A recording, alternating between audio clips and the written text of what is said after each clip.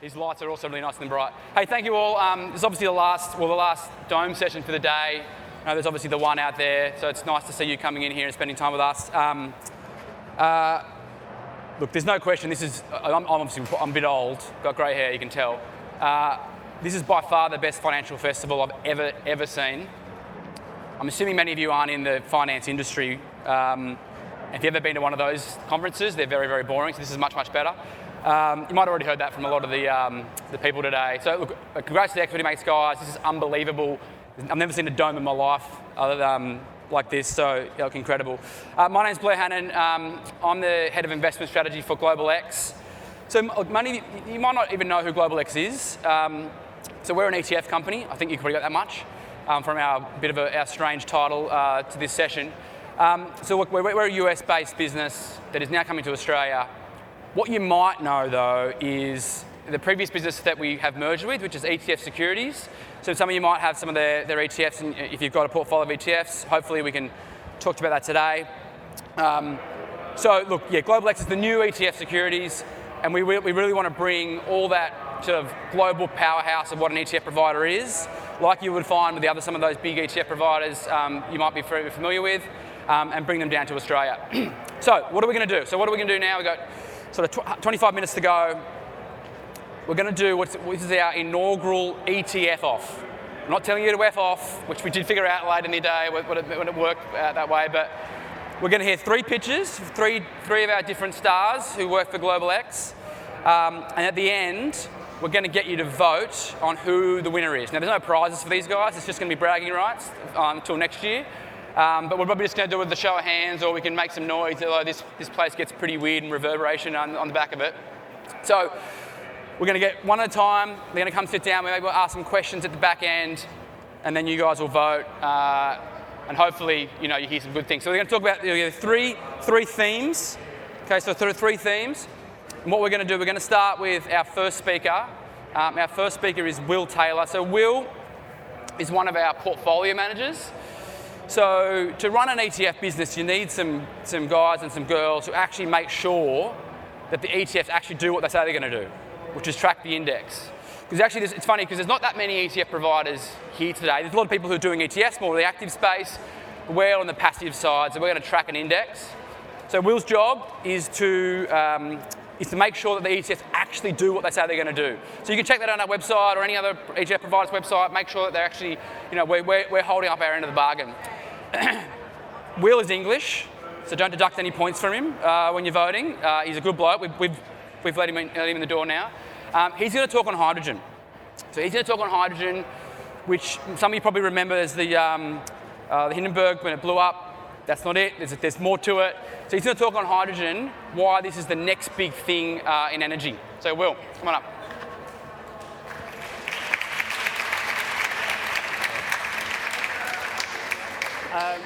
Thumbs up, hear me okay?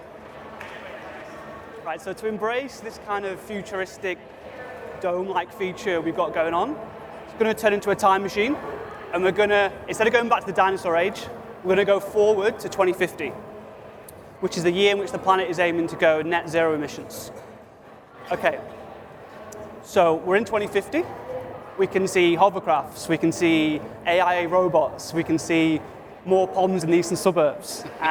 But more importantly, what we'll see is a planet that is recovering from decarbonising its footprint into renewable sources such as green hydrogen. So what is green hydrogen?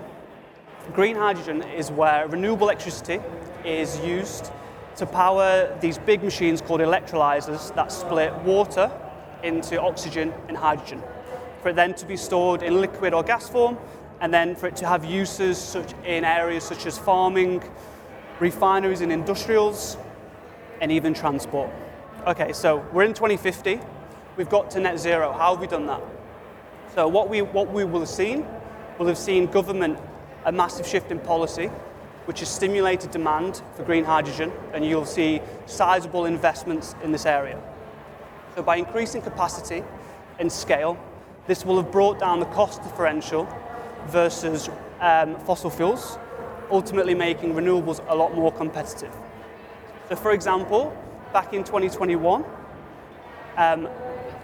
total hydrogen production accounted for 7% of CO2 emissions in industrials, and only 0.1% of production was green hydrogen. Okay, so now, as well as that, green hydrogen is highly combustible. It has a far greater energy storage density than lithium batteries. And this provided an amazing opportunity for it to be used as fuel in the transport sector, in areas such as trains, shipping, aviation. And as at 2021, the total demand for energy in hydrogen in transport was 0.03%. And you will see this share significantly increase to where we are now in 2050. I hope you've enjoyed this quick journey to the future. We must now go back to 2022. Thank you for listening. Yeah, that's an amazing wheel. Didn't know we were going on a time machine. Thank you, mate. A bit of a weird one. So the next speaker, this is Mel Vincent. Mel works in our marketing team. She's a pocket rocket of our marketing team, and you'll see why when she comes up. I'm not tall, but she's obviously shorter than me. Mel is the when we think about how ETS sort of businesses work, like I work in the investments team. We put a lot of jargon into it. That's not going to help any of you guys. She is the sort of linchpin to make sure that what we put out when we bring out content, when we bring out research, insights, is actually going to be digestible. You guys can actually read it and understand it. Mel, in her former life, was an actor. Much better than the other Mel, which is Mel Gibson, much less problematic. So Mel's going to come up. She's going to talk about, although Will, you had a crack at electric vehicles, she's going to talk about lithium, battery tech, electric vehicles, very topical. Mel, come on up.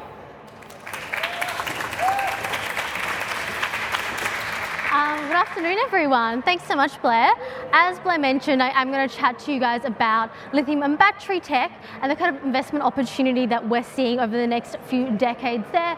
But before I talk about that, well, as an example of that growth opportunity, I'm going to talk to you about electric vehicles. It's something we probably have all heard about, and I think over the last few years, the conversation around electric vehicles has really moved into the mainstream, not just for the technology, but for the personalities behind the clean energy revolution. I mean, I'm sure we've probably all heard just as much of Elon Musk's personal life and Twitter saga as we've heard about Tesla stock movements. But in all seriousness, the world is turning into a greener future, just as kind of Will kind of touched on, and clean energy has really moved into the spotlight. Over the next kind of few years, we're going to be seeing massive changes. And, I'm just looking at the time there.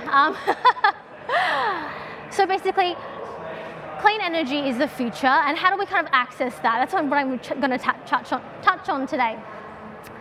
I think we all kind of realize that we need to move away from fossil fuels, and over the next 10 to 20 years, government policies, car manufacturers' initiatives, and really just the consumer behavior is really going to change.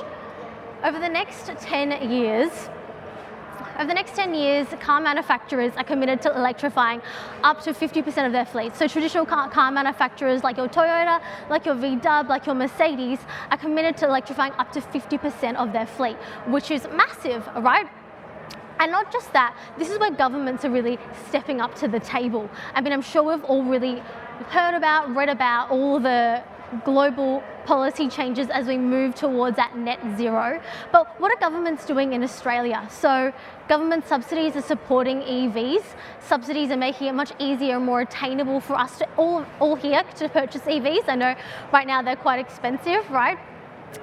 And governments are pumping billions of dollars into charging infrastructure. So gone are the days that we're going to have that range anxiety of being able to get from A to B in one charge. I mean, some states in Australia are even committed to electrifying their motorways, which is a really cool concept. I think we're not seeing, I think a lot of the other countries in the world are kind of paving the way for what's going to happen here in Australia. So how do I access this opportunity?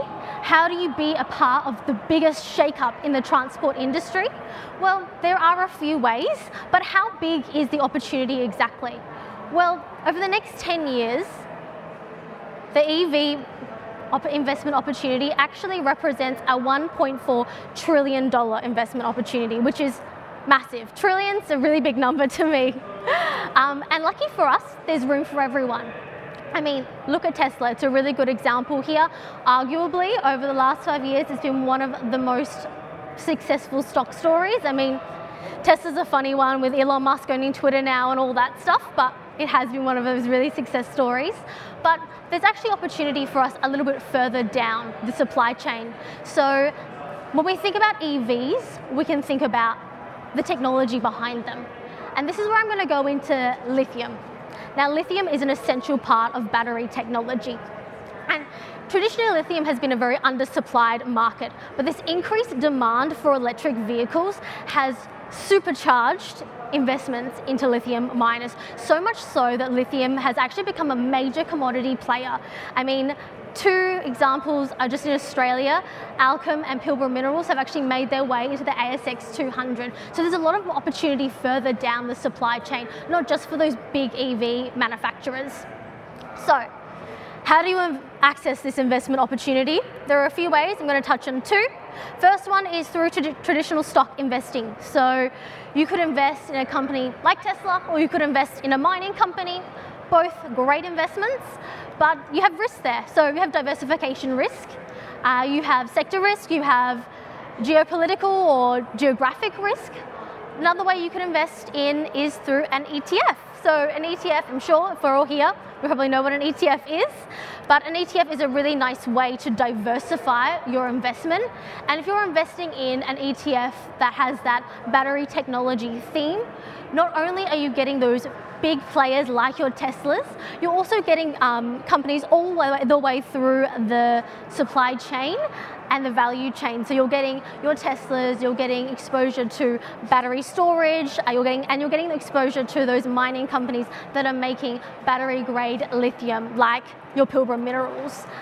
So to just kind of summarize, just kind of go over what I touched on here, I think over the last few years, people have come to realize that you can make conscious decisions, investment decisions for the future without sacrificing investment returns. And I think EVs and the technology surrounding them, so battery technology, lithium, is a perfect example of that. This opportunity has decades long of growth and runway ahead of us, and that's just been propelled by government initiatives. I mean, we kind of heard a lot about them, and as we kind of move towards that net zero, the demand for EVs is driving down prices, increasing investments, increasing accessibility for all of us.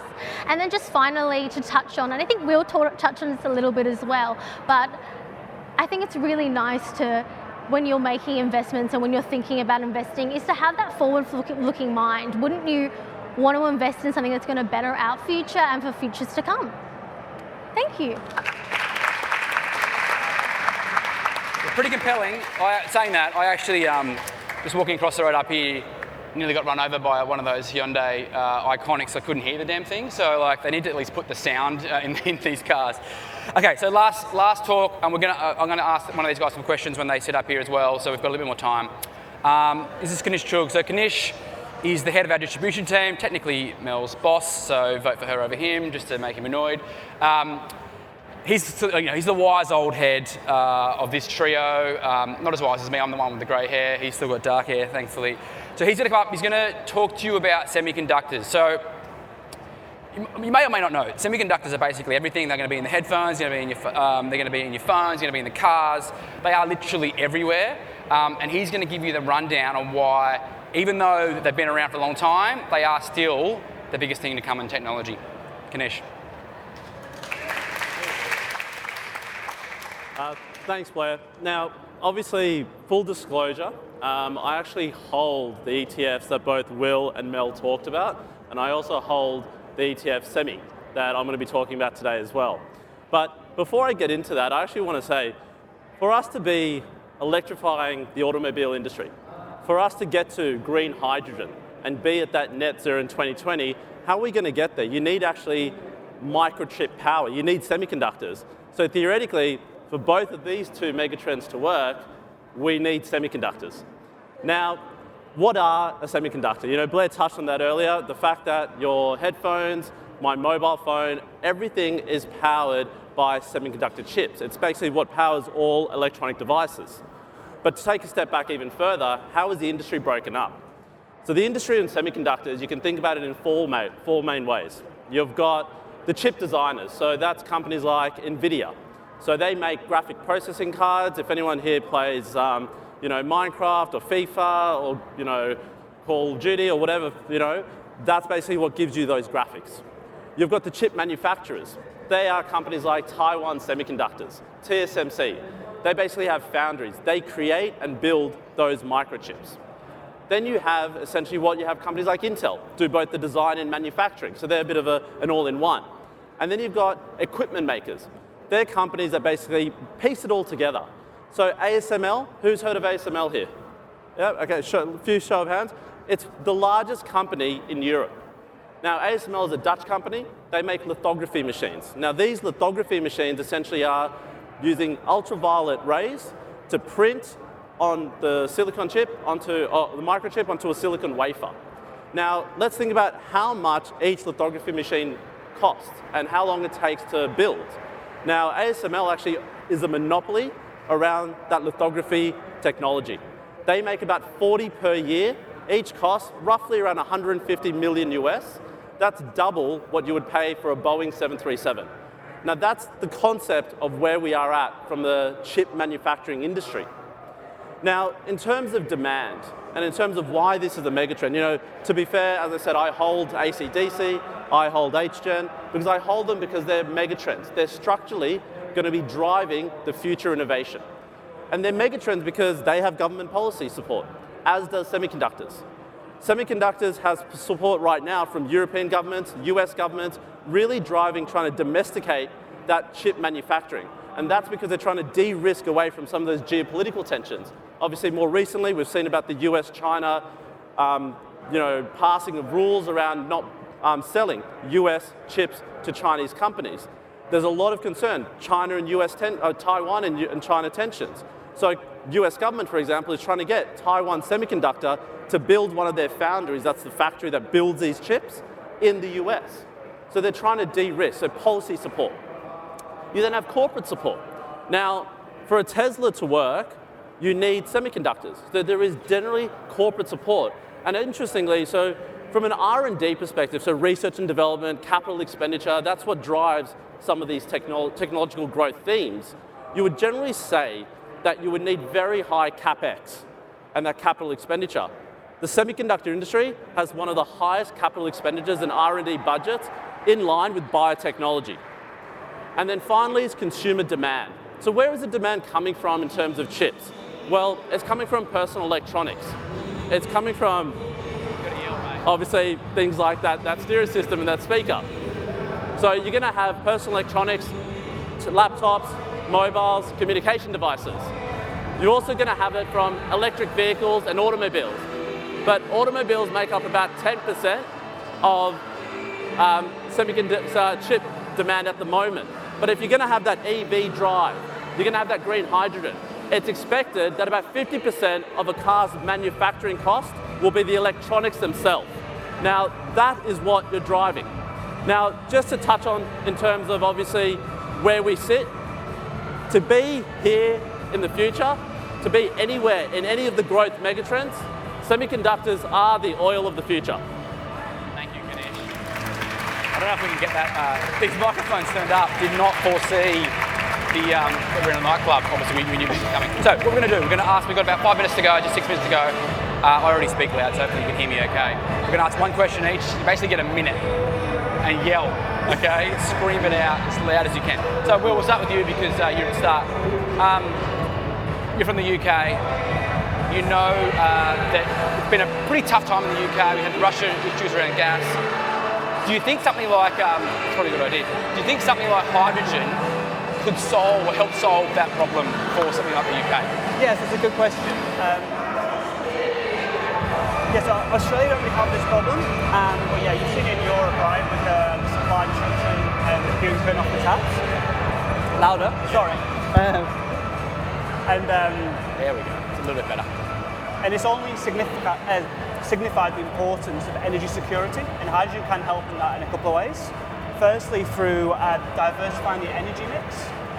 So fuel diversification ultimately improves the flexibility in our energy systems. And then from that, it reduces the vulnerability to supply disruptions ultimately. In addition to that, it also diversifies the suppliers. So if we look at natural gas, for example, 70% of natural gas is produced by 10 countries. The portfolio of suppliers in low-emission hydrogen is expected to be far significant and far greater than this. And just in addition to that, ultimately the increase in use and production of low-emission hydrogen will bring down the dependency and also demand in fossil fuels. Yes, thank you, mate. I think it's really interesting. You know, you can build a hydrogen plant anywhere, but you can't pull gas out of the ground or get oil out of the ground. It depends on where it is. Okay, so Mel, second last one. I think, look, everyone knows EVs is certainly the future. I don't think that's unequivocally going to happen. I think the interesting part, though, is it's so well skewed to places like Tesla's such well known, and you know BMW's getting there. But what about China? Like China, is that way behind? Or is it in the front? Like technologically, where does that sit? I'm just going to take these off. But China has really paved the way. There, last year, actually, China 50% of total EV sales were in China. We've got those big Chinese car manufacturers like BYS, which actually make part of the ACDC index.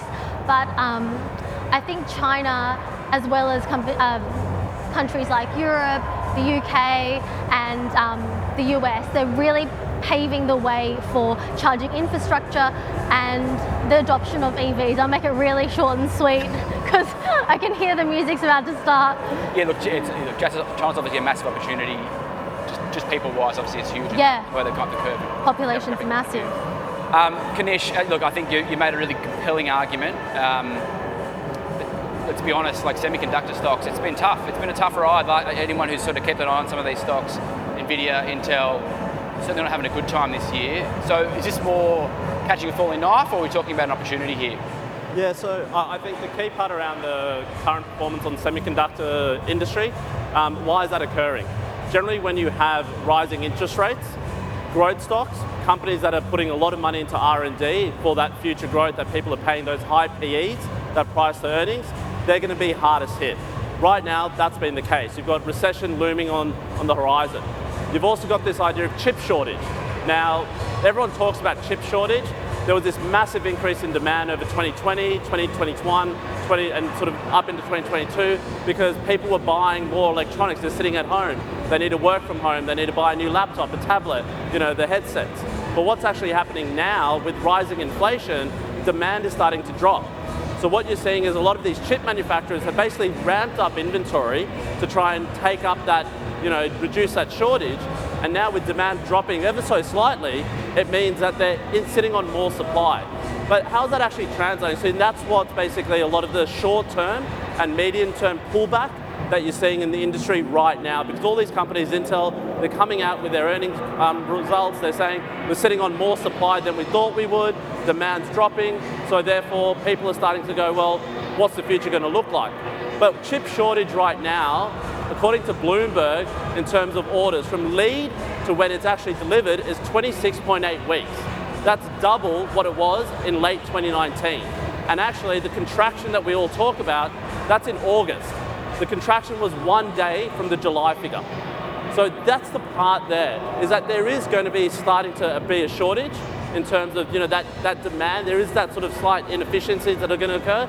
There is still going to be a shortage. You can't just go out and buy a PlayStation 5 or order a Tesla and expect to have it delivered tomorrow. It's not going to happen. And I think the last part there is, once inflation starts to settle, once central banks start to work out where rates need to be to rein in that inflation target, and there is some settling, by whether it's late 23, early 24, that pent-up demand from consumers will start to pick up, and you'll start to see that rally in that chip. So in darkness, as Blair says it in the office, in darkness there presents a buying opportunity, and the chip industry is currently trading at very low valuations, about 10% discount to the S&P 500.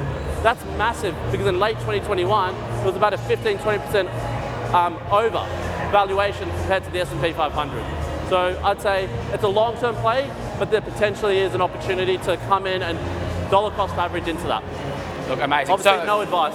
No advice, never advice. Okay, so we were going to get you to yell out to see who the winner is. That's not going to work. We all know that much. So we'll do a show of hands. Okay, so Will, I'll come around again. Will was hydrogen, Mel was EVs, Kanish was semiconductors. So who's got Will as the winner? That's 5. Who's got Mel as the winner? There's probably more like 15. And Kanish is the winner? Oh, the boss wins it. Oh, there we go. Okay. Look, thank you very much. As a final parting gift, if you look on the cubes, or if you look at, we've placed one of our marketing department's business cards. Anyone who has a business card on their cube, or can find one next to it, can also receive one of these burnt orange / Prue Brown t-shirts for Global X. So come and see us at the end of the session. Hope you enjoyed it. Hope you got something out of it. Hope you're all going to go out and buy some semiconductors, EVs, hydrogen, or anything else that you're looking at that you heard today. And obviously now you can go and listen to a DJ that's much louder than us. Thank you very much.